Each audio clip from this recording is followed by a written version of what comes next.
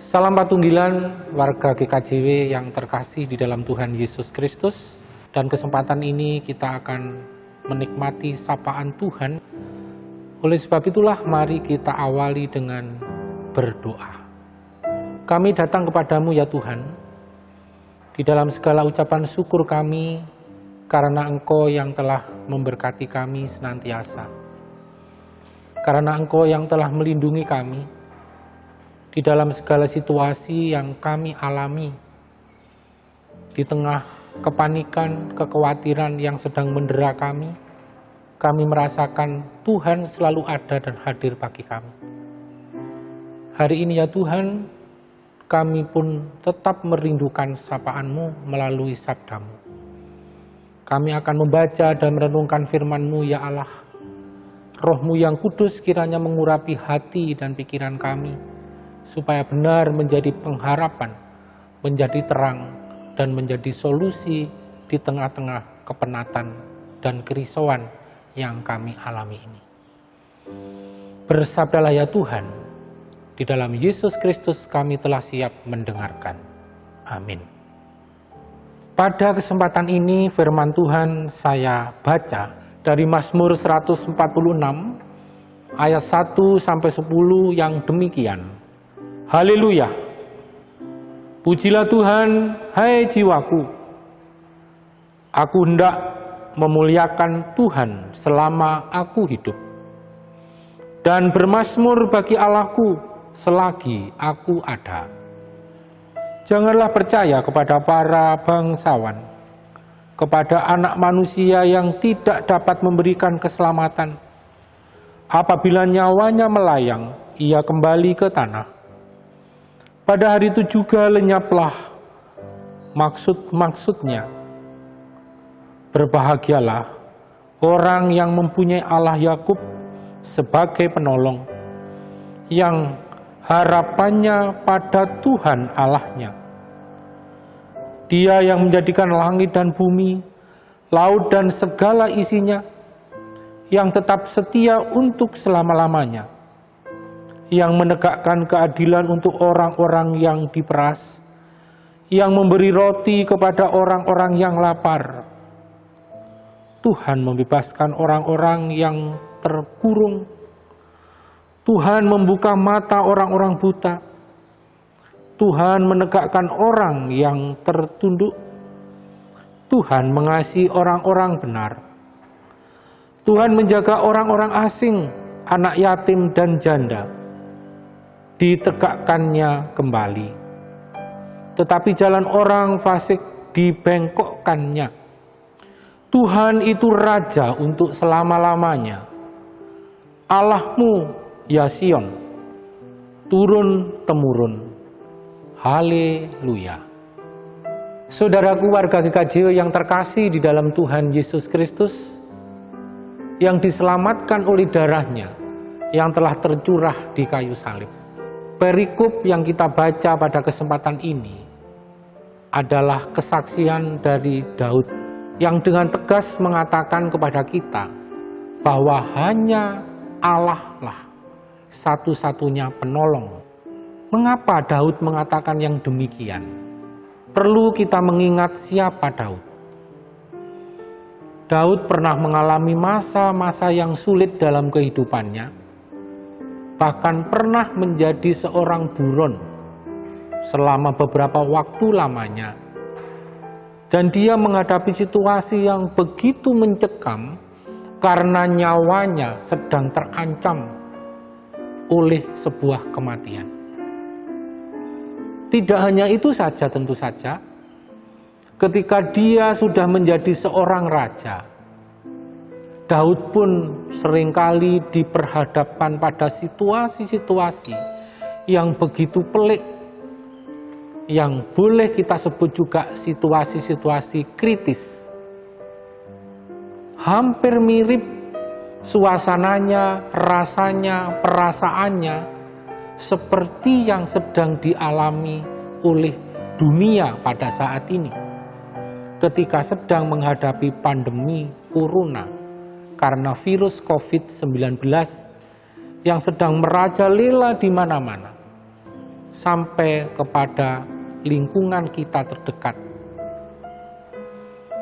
Kita berpikir, Daud juga merasakan hal yang sama dengan yang kita rasakan. Kalau pada suatu saat dan sekarang ketika Daud menuliskan penghiburan ini kepada kita, bahwa ada satu-satunya penolong yang bisa membebaskan dari situasi yang sangat mencekam ini, dan itu adalah Allah. Daud tidak berbicara dengan sembarangan. Namun berdasarkan fakta-fakta, berdasarkan pengalaman dan penghayatan iman yang Daud rasakan, yang Daud alami. Pada ayat-ayat berikutnya Daud mengingatkan, supaya kita jangan mengandalkan kepada para bangsawan. Padahal Daud sendiri adalah bangsawan, dia adalah raja. Tetapi mengingatkan kepada kita dan seluruh rakyatnya, jangan mengandalkan manusia. Apakah itu saat ini kita tidak percaya kepada pemerintah? Atau kepada para medis dan dokter yang sudah berada di garda depan dalam melawan virus COVID-19? Bukan itu maksudnya. Tetapi Daud ingin meluruskan pemahaman dan iman kita, bahwa mereka itu, orang-orang itu adalah yang dikirimkan oleh Tuhan untuk menjadi sarana penolong bagi kita.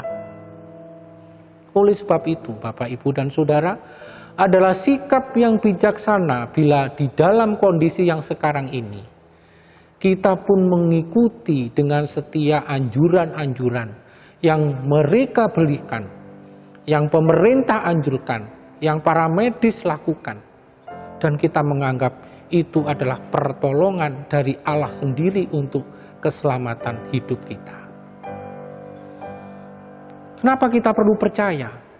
Daud mengungkapkan dalam ayat yang kelima dan seterusnya, bahwa Allah Maha Kuasa, Allah bisa menciptakan langit dan bumi dan segala isinya. Kita pun diluruskan pemahaman kita bahwa semua yang ada di dalam dunia ini, termasuk sakit, penyakit yang ada, itu juga Allah tahu, itu juga Allah mengerti, Allah juga memahami. Dengan dasar inilah kita patut mengandalkan Allah sebagai penolong satu-satunya dalam kehidupan kita.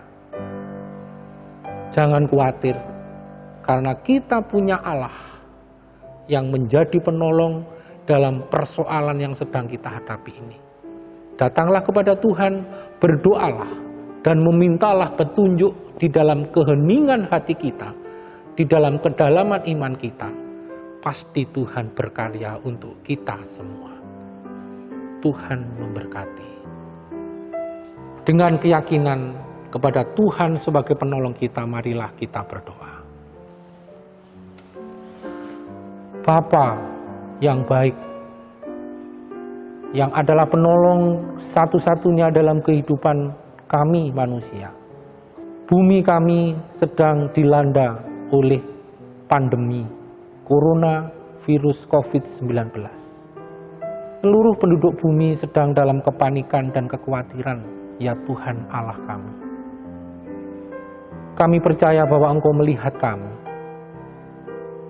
Maka Tuhan Allah penolong kami, nyatakanlah karya-Mu di tengah-tengah kehidupan manusia ini.